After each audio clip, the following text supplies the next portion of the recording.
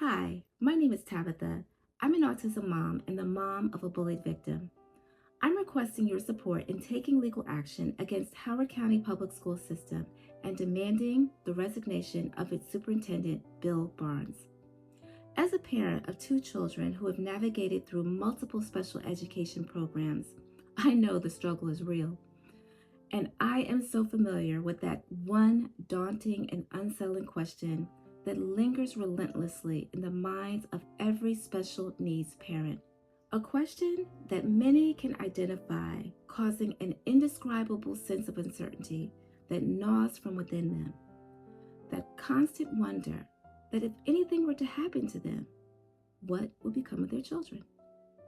It's a raw but harsh reality that many face because we all want to be there for our children, to love them, support them, protect them, and lead them down the path of least resistance. But the reality is, life just doesn't work that way. So we cling to a thread of hope with that one mustard seed of faith that our many prayers for our children will one day manifest. My mother and grandmother instilled in me that knowledge is power, and education is the key to unlock that power. They set the bar high, but that's the standard I've always lived by, which is why I strongly believe that positioning my children to receive the best education and access to exponential resources to support their needs was the most effective and valuable action I could have taken as a parent. This wouldn't only help them to reach their maximal potential to become independent and self-sufficient adults, but give them the knowledge to know when they're being treated unfairly and the ability to advocate for themselves so they could conquer this crazy and cruel world. This was the one action on my part that I was hoping would gain closure for me to that one settling question. Like every other parent, I want the best for my children, which is why I relocated to Howard County in 2010 for its top-notch schools that are now rated number 1 in the state of Maryland. And Maryland ranks number 3 in the nation. That's a huge win for special education students, especially in Howard County. But I had to ask myself, how did Howard County become number 1? Was it at the expense of some of its students? Most parents know there is no perfect school system because there are no perfect people, and people run the school system. But over the years, during my journey with autism and bullying, some real and disturbing truths became transparent to me as my children's disability rights were being heavily violated. And the crazy part is, it wasn't by accident. It had gotten so bad that in March 2024, I literally dropped everything and relocated my family nearly 1,500 miles away just so my autistic son could be treated fairly with dignity and respect and receive the free, appropriate public education that not only he was entitled to, but that's required in every state in this nation. And let me be clear, this move was not just an inconvenience. It put my family in a massive financial hardship that we are still struggling with. But I didn't want to see my son mistreated, so I moved. That's why being a special needs parent will make the weak strong, especially when advocating for your child's disability rights. But regardless of doing everything in my power to ensure my children's needs were met, Howard County staff failed them miserably, beyond measure, with its inadequate leadership, incompetent decision-making skills, poor communication skills, lack of accountability, and later, acts of retaliation after I filed 2 state complaints. That's illegal and a violation of the American Disabilities Act. These are not the characteristics of a number 1 school system, where smaller concerns convert to larger concerns, which require escalating the matter up the chain of command, still with no response. But when all else failed, my expectation as a parent was the buck would stop at the level of the superintendent. When I think superintendent, I think of a leader who is committed to excellence. That position requires being responsible for so many people. First, the staff, being a role model and leading by example, not cutting corners and displaying biased behaviors. Number two, for the parent, there has to be a trust factor, knowing that that superintendent will do what's right on behalf of that parent's child and will communicate effectively with the parent to reach real resolutions, but yet still establish accountability for himself and his staff. But most importantly, number three, being committed to the student he serves by ensuring their safety, protecting their mental health, creating an environment for all students to thrive so they can reach their maximal potential, and setting the tone for every student to reach high for excellence. The parent can't do this alone. The goal is to work as a team to achieve a common goal. And that goal is excellence, no matter what it looks like for that specific student. It's virtually impossible to put in the bare minimal effort and expect a maximal result. Let me also be clear about the level of my complaint. In the written part of this petition, you will find a list of nearly every person that I contacted from Howard County on out, from the county executive, Calvin Ball, to our state representative, Congressman John Sarbanes. And I received no help. I even reached out to the White House. Now that's a special needs parent for you. But my call was blocked by the person who answered, and I was basically recycled back to John Sarbanes. So I explained that I had not gotten any results when I reached out to the congressman. I still got no help. Maryland is where my complaint still lies. My complaint never left Maryland. This was really discouraging and disheartening. And it makes me wonder if all these people on this list are in some way in cahoots with Howard County to keep them under the wrap so they can maintain their pristine school ranking. Because it's just not fair that during my children's journey, the minimal effort contributed by this number one school system produced low confidence and low self-esteem in both of my children due to academic negligence and ignored bullying. It produced social and emotional trauma, exacerbated behavioral disturbances, and mental health trauma that can only be completely restored by God Himself. My children had goals, dreams, and aspirations, just like every other student in Howard County.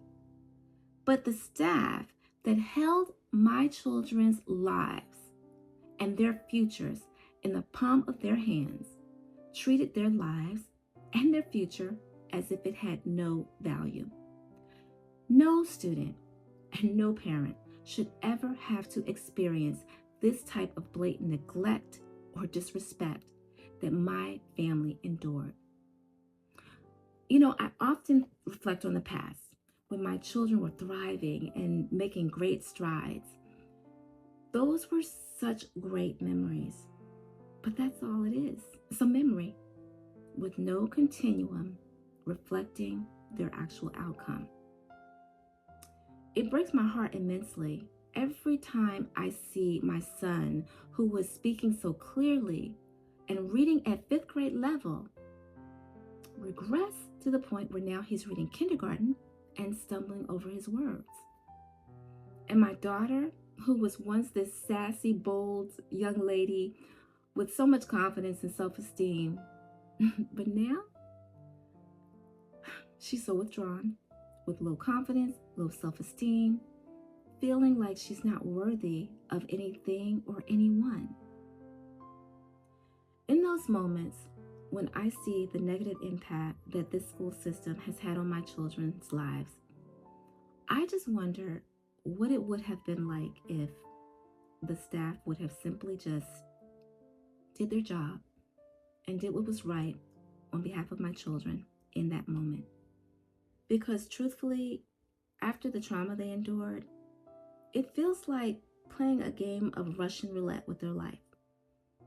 Any administrative staff, superintendent, county official, state representative, aware that a student's disability rights are being violated and you don't take action, you are a part of the problem and you are a threat to that student's future.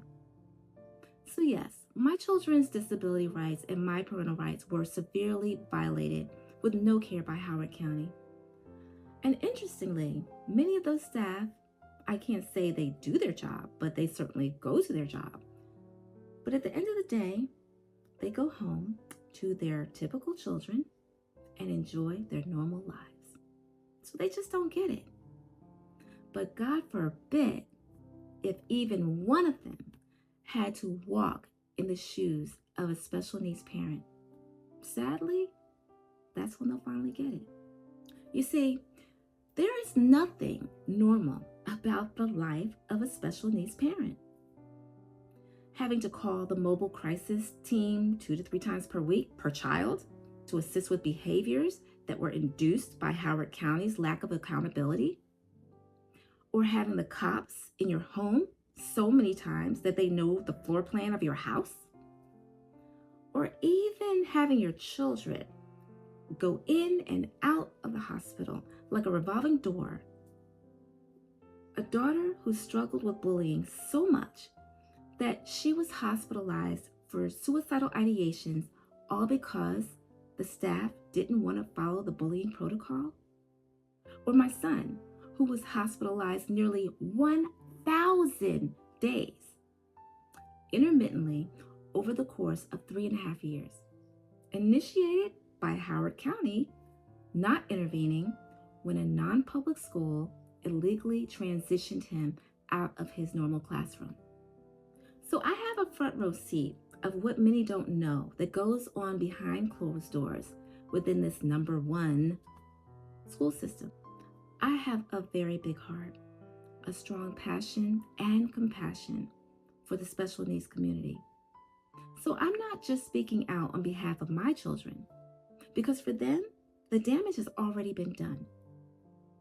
I'm speaking out on behalf of every student who cannot speak up for themselves, and every parent who is in fear of facing retaliation, like the retaliation that I'm still facing as I speak.